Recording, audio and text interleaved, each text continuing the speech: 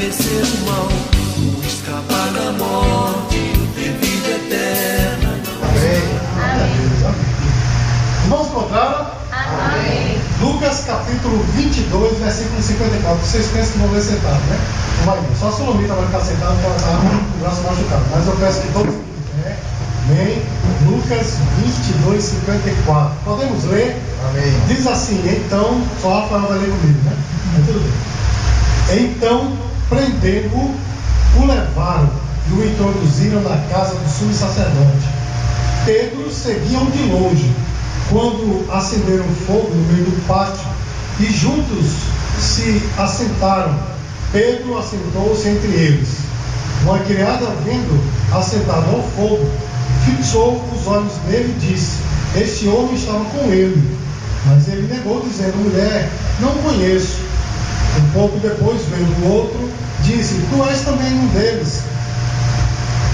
Tu és também deles. Mas Pedro disse: homem, não sou. Passada quase uma hora, outro afirmava: também este verdadeiramente estava com ele, pois é galileu. Pedro respondeu: homem, não sei o que dizes. E logo, estando ele ainda a falar, o galo cantou. E virando-se, o Senhor olhou para Pedro. E Pedro lembrou-se da palavra que o Senhor lhe havia dito: hoje, antes que o galo cante, 3 vezes me negará. Então Pedro saiu dali e chorou amargamente. Pode sentar, fique à vontade. Hoje, como um culto, né, de louvor e adoração, serei bastante breve na minha meditação nessa noite. Mas muito foi falado aqui no culto a respeito de decepção, né, irmãos? Quem não já se decepcionou nessa vida, né? Foi perguntado aqui: quem se decepcionou esse ano, né? Eu acho que todos nós aqui já nos decepcionamos esse ano passado, a nossa vida inteira, não é, irmãos? Porque a decepção faz parte da nossa vida, porque como seres humanos, as pessoas geralmente não chegam à altura da nossa expectativa, né? A gente lança a nossa expectativa sobre alguém, um amigo, um parente, enfim, e aquela pessoa acaba minando esta expectativa, nos decepcionando, né, irmãos? Mas esse tipo de decepção acaba fazendo com que a gente fique triste, abatido, mas é algo que a gente passa por cima, porque é uma decepção, irmãos, atrás da outra, né? Os seres humanos nos decepcionam constantemente. Não é assim, irmãos? Ou eu estou sozinho nessa? Não, né? Acredito que todo mundo aqui já foi decepcionado com alguém.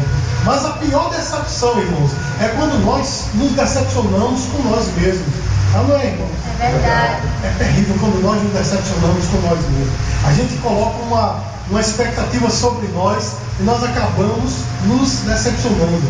E essa, meu irmão, é a pior decepção do mundo. Quando nós nos decepcionamos a nós mesmos, não existe, né? Quando nós nos decepcionamos, né? É terrível. E pior, irmãos, quando nós achamos, né, que decepcionamos a Deus. Quando a gente tinha uma expectativa: eu vou viver assim, eu vou viver santamente, eu não vou errar, e daqui a pouco a gente comete um erro, e talvez esse erro tenha sido um erro terrível, traumático, né? Muito profundo, e a gente diz: puxa vida, decepcionei a Deus, não é? Esse aí é terrível. Jesus, irmãos, naquele episódio, né, quando ele foi preso no jardim de Getsemane, ele havia dito a Pedro antes: Pedro, tu me negarás 3 vezes. Porque Pedro, irmãos, ele tinha uma expectativa sobre si mesmo. Ele disse: pode todo mundo negar o Senhor, eu não.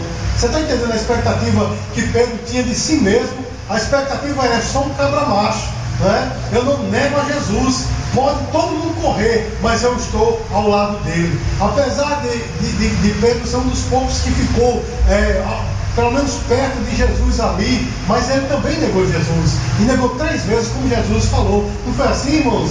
Inclusive nos outros evangelhos diz que ele chegou até a praguejar, ou seja, ele disse palavrões quando a mulher chega perto dele, né, a serva, e diz assim: olha, você estava com ele, você é galileu. Aí ele começa a praguejar, né, e começa a jurar e dizer: eu juro que eu não sou um deles, não é? Então a expectativa dele, meu irmão, fez com que ele se decepcionasse, porque ele se viu, não é, uma pessoa viu, não é, uma pessoa mesquinha, ele se viu uma pessoa sem caráter, na verdade, porque ele disse que não negaria Jesus. E aí, meu irmão, ele se decepcionou. Não é assim, meu irmão? Ele ficou decepcionado consigo mesmo, porque ele tinha uma expectativa e não cumpriu. E pior ainda, meu irmão, o texto que nós lemos nessa noite fala que quando Pedro negou a terceira vez que o galo cantou, não é? Existe um grande homem de Deus chamado Charles Spurgeon, ao qual eu admiro bastante. Ele disse que esse foi o sermão mais curto da história, não é? Foi o galo ter cantado, né? Então, quando o galo cantou, aí a Bíblia diz que Pedro se lembrou do que Jesus lhe disse, que ele negaria, né, a Pedro 3 vezes antes do galo cantar. Quando o galo cantou, meu irmão, que ele se lembra daquilo, ele olha para Jesus, Jesus está olhando para ele. Não é assim que o texto diz, irmão? E aí, com certeza, ele disse: puxa vida, decepcionei a mim mesmo e decepcionei Jesus. Aí eu pergunto a você: será que você já decepcionou as pessoas, meu irmão? Será que você já decepcionou a si mesmo? Será que você acha que decepcionou Jesus? Será que hoje você se encontra assim, não é, decepcionado pelas pessoas, decepcionado consigo mesmo e talvez até acreditando que você decepcionou Jesus? Eu quero dizer uma coisa para você nessa noite, meu irmão. Deus fez com que eu trouxesse essa palavra nessa noite para você, amém? Que se encontra talvez assim, decepcionado por outros, decepcionando pessoas, decepcionado consigo e talvez até achando que está decepcionando a Deus. Este olhar que Jesus lançou sobre Pedro não foi um olhar qualquer, foi um olhar de misericórdia, de compreensão, porque Jesus sabe do que está dentro do teu coração. Jesus conhece a fraqueza humana. Jesus sabe como os nossos sentimentos são voláteis, são volúveis, são efêmeros, vão embora logo. Amém, meu irmão? São inconstantes. Um dia está bem, outro dia está mal. Um dia a gente tem uma fé terrível, no outro dia a gente tem uma fé de menos, né? Uns têm fé de mais, outros têm fé de menos. Não é assim, meu irmão? Então, em algum momento, meus queridos, a gente acaba se pegando, vamos dizer assim, em momentos como esse, decepcionando a outros, decepcionado com outros também, decepcionado consigo mesmo e achando que decepciona Jesus. Mas sabe de uma coisa, Jesus está olhando para você nessa noite, e esse olhar não é um olhar de reprovação, esse olhar não é um olhar, não é, de crítica. Sabe por quê, meu irmão? Jesus te conhece. Você pode olhar para o seu irmão e dizer gentilmente para ele: ei amada, Jesus te conhece. Amém, meu irmão? Então esse olhar não é um olhar de crítica. Agora observe, quando Pedro vê que Jesus está olhando para ele, ele corre e vai chorar amargamente. Não é assim, meu irmão?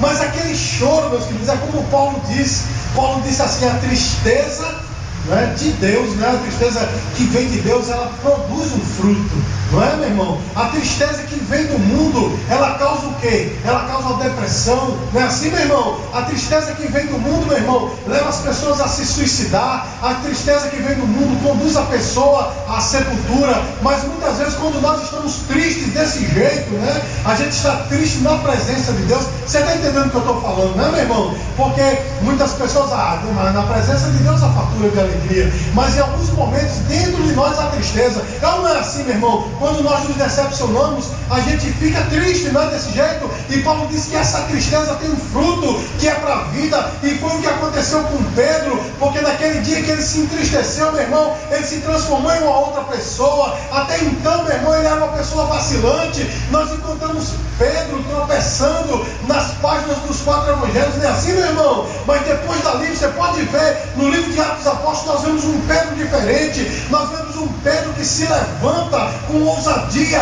e prega para 3.000 almas, e todas elas se convertem. Não é assim, meu irmão? Uma pregação poderosa. Nós vemos no capítulo 3 de Atos, ele dizendo para aquele paralítico ousadamente: levanta e anda em nome de Jesus. Não foi assim, meu irmão? Nós vemos Pedro enfrentando grandes batalhas, sofrendo muitas vezes, mas sem negar Jesus. Não foi assim, meu irmão? Então tudo aquilo teve um propósito. Diga assim: tudo tem um propósito. Tudo tem um propósito. E eu digo para você nessa noite: Jesus nunca se decepcionou contigo, porque nada pega Jesus de surpresa. Sabe por que eu e você nos decepcionamos, meu irmão? Porque as coisas nos pegam de surpresa. Não é assim, meu irmão? Nos diz para os irmãos que a gente lança expectativa sobre uma pessoa, e a pessoa não cumpre aquela expectativa, te pegou de surpresa. Não é assim, meus queridos? E a gente fica decepcionado. E muitas vezes, meu irmão, a gente tem uma meta, eu vou seguir a Cristo desse jeito e tal, ou sei lá, eu vou ser direitinho nesse trabalho, ou vou estudar assim, assim, assado, e a gente acaba não cumprindo com essa expectativa. Nós até nos pegamos de surpresa, ficamos decepcionados. Não é assim, meu irmão? Mas nada pega o nosso Deus de surpresa. Você pode dizer glória a Deus? Então ele não se decepciona com você. Este olhar dele para você, meu irmão, é um olhar de misericórdia. Amém, meu irmão? É um olhar de compreensão. Tanto é, meus queridos, que depois, né, que Jesus foi sepultado, né, a Bíblia diz que Pedro, ele voltou a pescar. Ele disse, eu vou deixar tudo, eu vou pescar. Quando ele estava lá no mar com os seus amigos, aí quando ele olha, tem alguém na praia.